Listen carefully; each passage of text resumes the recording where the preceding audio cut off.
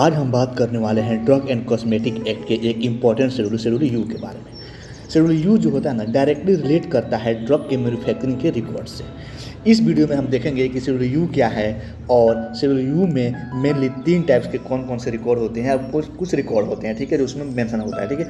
Record कितने time तक maintain करना पड़ता है, ठीक है। तो चलिए वीडियो शुरू करते हैं। उसके बाद देखिए दिस वीडियो इज प्राउडली या this video is powered by रामोक्तिमा।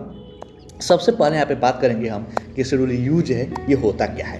Drug manufacturing के दौरान कौन कौन से रिकॉर्ड मेंटेन करना कंपलसरी है। मतलब कि अगर कोई फार्मास्यूटिकल कंपनी मेडिसिन मैन्युफैक्चरिंग कर रहा है तो उसका जो हर बैच का कंप्लीट डॉक्यूमेंटेशन मेंटेन करना पड़ेगा। शेड्यूल यू यही कहता है, ठीक है। इससे गवर्नमेंट इंश्योर करती है कि ड्रग सेफ, ट्रेसेबल और क्वालिटी स्टैंडर्ड अकॉर्डिंग हो। शेड्यूल यू जो होता है ना, बेसिकली 3 इंपॉर्टेंट रिकॉर्ड मेंटेन करने के मतलब कि रूल बनाया गया है, ठीक है। मतलब इंपॉर्टेंट करने का रूल बनाता है। जैसे एक होता है मैन्युफैक्चरिंग रिकॉर्ड, दूसरा होता है आपका रॉ मटेरियल रिकॉर्ड और तीसरा होता है एनालिटिकल रिकॉर्ड। अब हम तीनों को एक एक करके समझ लेते हैं। जैसे कि हमारा जो मैन्युफैक्चरिंग रिकॉर्ड होता है ना, वो मैन्युफैक्चरिंग रिकॉर्ड जो होता है ना, बैच मैन्युफैक्चरिंग रिकॉर्ड, जब भी कोई मतलब कि ड्रग मैन्युफैक्चरर जब भी कोई ड्रग मैन्युफैक्चर होती है ना, तो उसका बैच मैन्युफैक्चरिंग रिकॉर्ड यानी कि BMR मेंटेन किया जाता है, ठीक है। और इस रिकॉर्ड में कुछ इंपॉर्टेंट डेटा लिखे होते हैं, जैसे कि प्रोडक्ट का नाम, बैच नंबर, बैच का साइज, मैन्युफैक्चरिंग स्टार्ट डेट, कब मैन्युफैक्चरिंग स्टार्ट हो रहा है, ठीक है। और कौन कौन से इंग्रेडिएंट यूज होते हैं, इंग्रेडिएंट की क्वालिटी क्या है, क्वांटिटी क्या है, ठीक है। और रॉ मटेरियल रेफरेंस नंबर भी लिखा जाता है, एनालिटिकल रिपोर्ट का रेफरेंस भी लिखा जाता है, बैच रिलीज डेट मतलब कि कब वो रिलीज हो रही है, यहाँ तक कि रिस्पॉन्सिबल एक्सपर्ट की साइन भी लगी रहती है, मतलब साइन भी होता है, ठीक है। इसका पर्पस होता है ना कि अगर कोई फ्यूचर में क्वालिटी इशू आए, किसी भी ड्रग की क्वालिटी इशू आता है ना, तो या फिर एडवर्स रिएक्शन मिले, तो उस बैच को इजीली ट्रेस किया जा सके। और उस बैच को, जैसे मान लीजिए आपका एक कंपनी हो गया, ठीक है, यहाँ पे देख लेते हैं। मान लीजिए आपका एक कंपनी हो गया और आप यहाँ पर है, ठीक है। मान लीजिए यहाँ पे तो मान लीजिए यहाँ से कोई कंपनी कोई दवा आया, दवा आने के बाद आपके पास आया, तो मान लीजिए अगर उस दवा में कोई ADR आपको देखने को मिला, ठीक है, या फिर कुछ गड़बड़ी देखने को मिला, तो आप तुरंत क्या करें, वहाँ से रिकॉल कर जाएगा, हाँ हमारी दवा जो है उसको रिकॉल करें, ठीक है। तो इसलिए मतलब कि बैच मैन्युफैक्चरिंग रिकॉर्ड यानी BMR ये सारी चीज़ें देखी जाती है।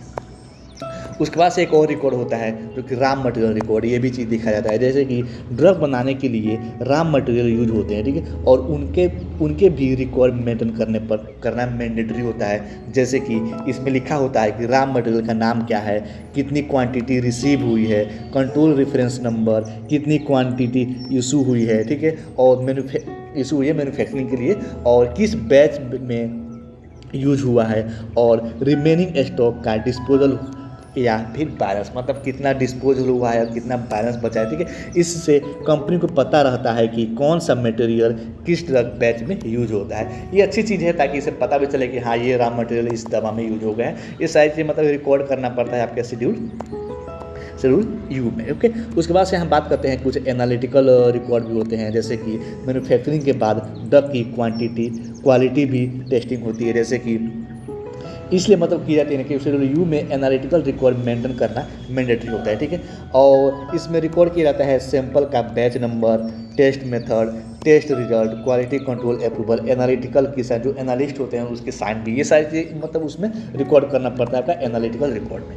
इससे इंश्योर होता है कि ड्रग स्टैंडर्ड, क्वालिटी और सेफ्टी पैरामीटर मीट करता है, मतलब कि सेफ्टी पैरामीटर के पास पहुँचता है।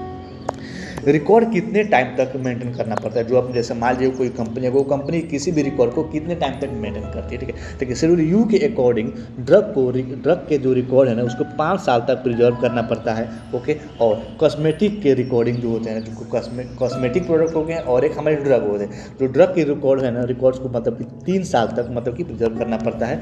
और ये रिकॉर्ड फ्यूचर इन्वेस्टिगेशन और इंस्पेक्शन के लिए बहुत ही इंपॉर्टेंट रोल प्ले करता है। उम्मीद है भाई कि समझ में आ रही हो। अगर आपको कहीं लगा हो कि नहीं यहाँ पे गलत इन्फॉर्मेशन दिया गया, फिर कहीं पर भी लगे कि नहीं यहाँ पे गलत इन्फॉर्मेशन दिया गया है, तो आप बेझिझक कमेंट करके पूछ सकते हैं या कमेंट करके बता सकते हैं कि भाई आपने यहाँ पे गलत इन्फॉर्मेशन दिया है, ओके।